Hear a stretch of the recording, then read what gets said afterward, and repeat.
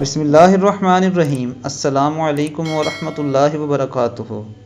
حضرت عائشہ صدیقہ رضی اللہ تعالی عنہا سے روایت ہے کہ حضرت صلی اللہ علیہ وآلہ وسلم نے فرمایا، وہ گھر جس میں قرآن کریم پڑھا جاتا ہے آسمان والوں کو ایسے دکھائی دیتا ہے جیسا کہ زمین والوں کو ستارے دکھائی دیتے ہیں۔ سبحان اللہ۔ دوستو، قرآن مجید کی تلاوت کے بے حد فضائل ہیں۔ دوستو، جو شخص قرآن مجید کی تلاوت کرتا ہے اسے ہر ایک حرف کے بدلے 10 نیکیاں ملتی ہیں۔ حرف سے مراد جیسے الف لام میم، اس میں الف کے بدلے میں بھی 10 نیکیاں، لام کے بدلے میں بھی 10 نیکیاں اور میم کے بدلے میں بھی 10 نیکیاں ملیں گی۔ دوستو، ذرا سوچئے کہ جو شخص روزانہ قرآن مجید کی تلاوت کرتا ہو اللہ تعالیٰ اسے کتنی نیکیاں عطا فرماتے ہوں گے۔ اس لیے میری آپ سب سے یہ گزارش ہے کہ آپ روزانہ قرآن مجید کی تلاوت کریں اور اپنے گھر والوں کو بھی تلاوت کی تلقین کریں۔ اب تک کے لیے اتنا ہی۔ اپنا بہت خیال رکھیے گا۔